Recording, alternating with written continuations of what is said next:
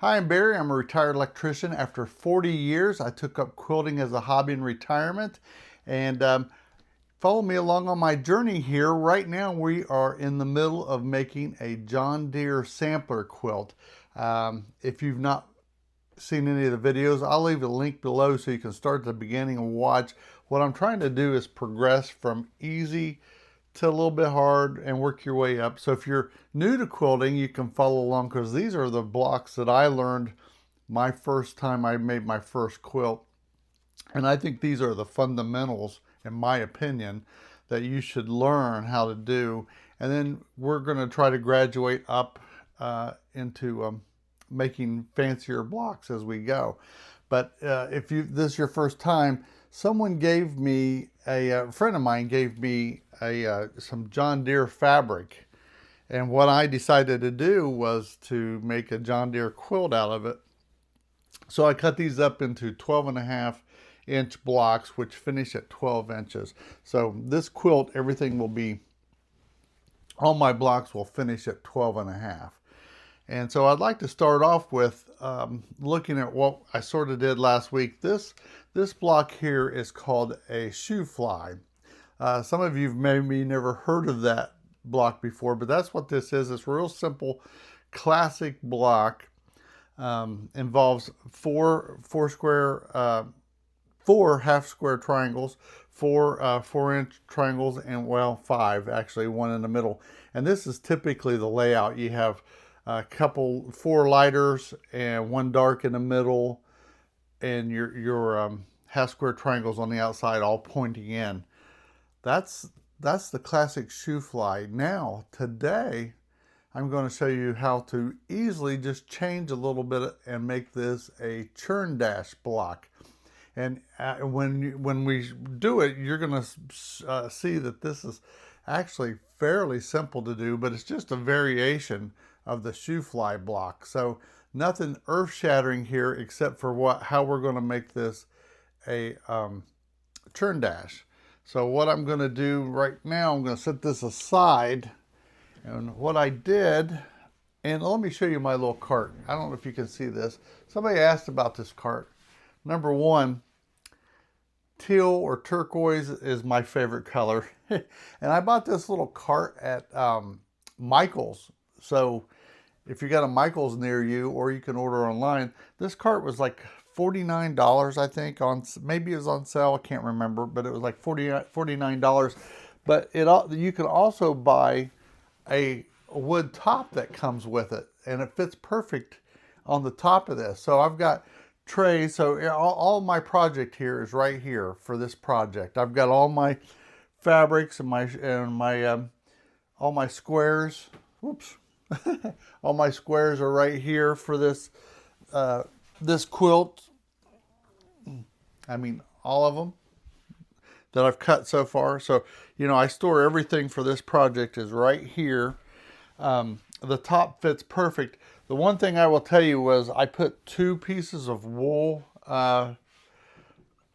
matting for pressing on top, because I found out that with just one, the heat is a little bit still too much, but 2, there's no problem. So what I have here is 2 strips, and also I was going to tell you,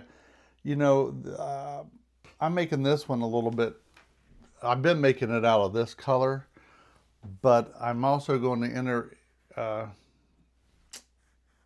going to put together some darker greens just to give it some contrast, which makes this pop a little bit more, I think.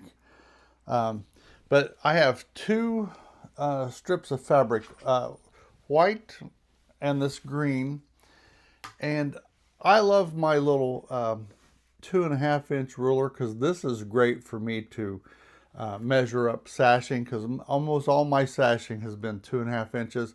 So I can put it on my fabric and just trim everything up to make sure that my sashings or my whatever is perfectly 2.5. So what we're going to do here today is this is the easiest way I've seen to do this. And I might trim these up. We don't need them this long. What I'm going to do is take these 2 pieces of fabric and we're just going to sew them together with a 1/4 inch seam. So you got 2.5 inch pieces of fabric. Let's cut these that they're a little bit more manageable. Let's even them up so we only have to cut once.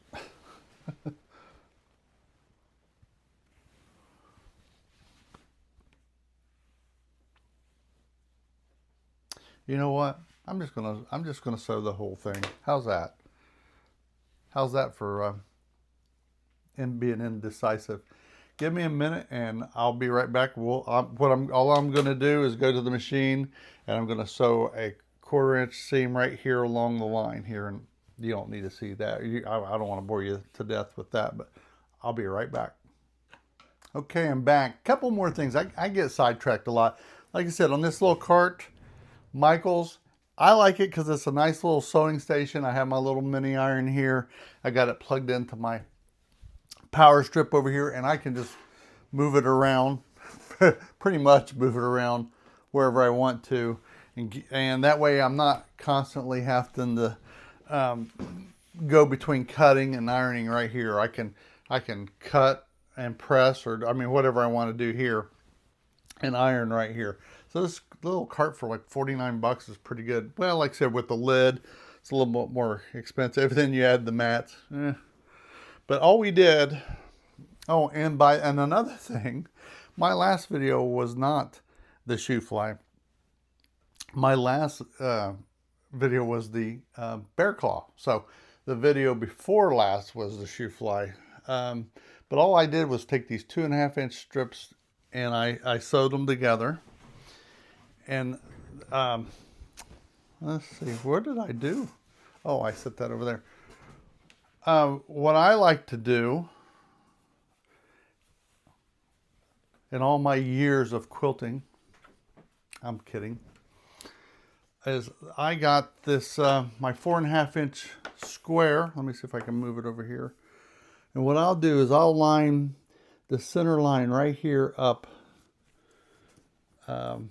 Let's go over close to the edge and let's not waste fabric. But I'll line this thing up right here, right on the line, right in the center, right on my sew line. And cut. And with my little grips, that makes it nice to turn around here. So there you go. Let's all clean this up. But let's make 4 of these.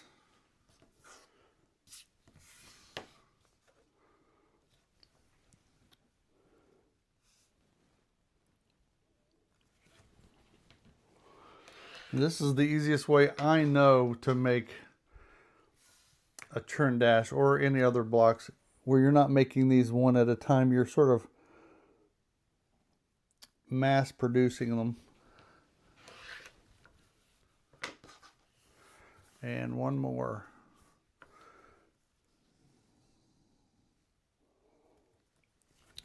And like I said, if you go back and watch my other videos, I show you everything, how to make 2 at a time half square triangles, 4 at a time half square triangles, and I'm going to show you how to piece this together.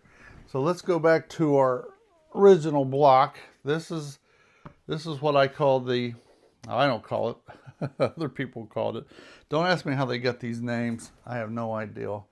But this was what was classically referred to as a Shoefly. All we're going to do is we're going to take out these blocks and we're going to insert these.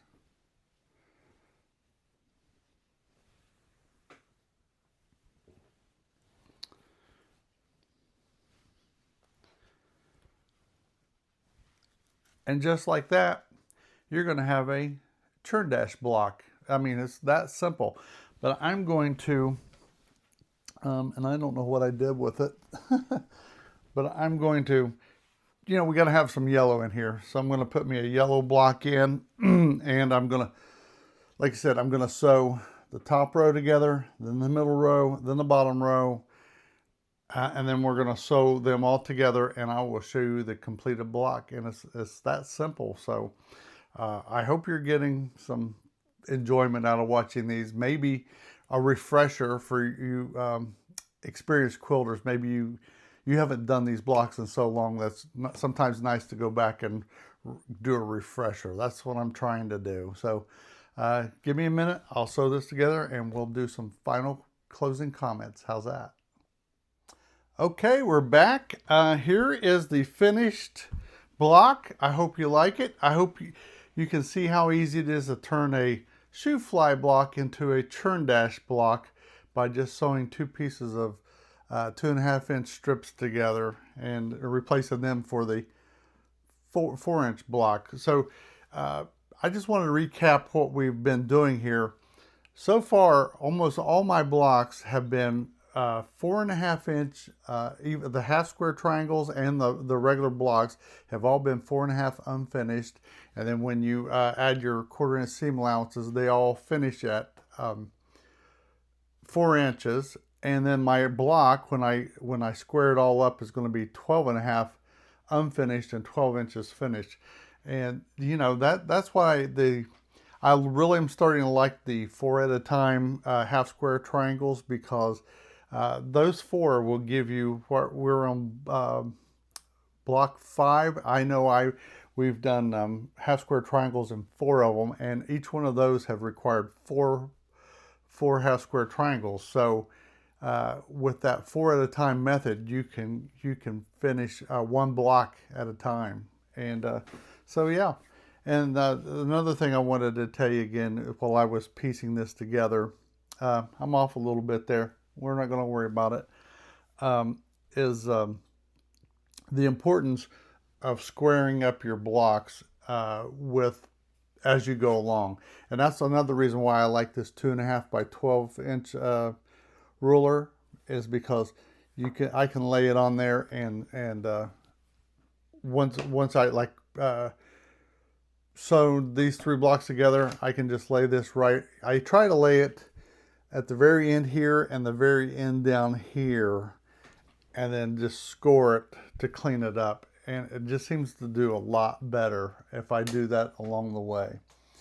And that's it. I will tell you this. I've been trying to set a new daily routine in retirement, because, you know, I just found out from the last couple of years, it is so easy to get in your pajamas and just let the world go by. And we don't want to do that, because they're not good for your health, as I found out. So I've been trying to get in through some routines. And one is I've been trying to get dressed up at least once a week. And I've been finding myself, anytime that I've been going outside, if I go down even to the gas station to get some junk food, I'm trying to dress up now, just for a change, you know, for no reason, but it just makes you feel better when you change it up. Another thing that I was doing is I've been trying to grow my nails longer, because I've been a very bad nail chewer for a long time. I will tell you this. Here's a little unknown secret. I have one nail on my middle finger on my right hand that is really bad. And that was because I got it crushed in a car door when I was 6 years old, of a 57 Chevy. So that's my claim to fame with 57 Chevys, as I was maimed at the age of 6, and it never healed right, and we just deal with it. But yeah, I'm growing my nails longer, and the new thing for this week, I'm trying to not get too many things at a time, but the new thing for this week, these are just ideals for you maybe. I'm trying to get a new morning routine. Now, some of you probably already do this, and you can't believe that I'm telling you that I don't do this all the time. I'm trying to get up. I've been trying to go through room by room and organize, because trust me, if this room looked organized, sometimes it is, sometimes it isn't. And that's the way with the rest of my house. Most of the time it isn't. So I've been trying to go through each room and declutter at a time. But as far as like my bedroom, I'm trying to make my bed, get up every morning, make my bed every day, just as a habit. Comb my hair, brush my teeth. You know, I'm trying to get a daily morning routine, and that's what I'm trying to do now. And just give my life some purpose, you know. I don't know if you relating to that or not, but that's just my thoughts. But having said that, you know what I say, after health, but before wealth is memories. So go out and make some memories, and I will see you later. Bye.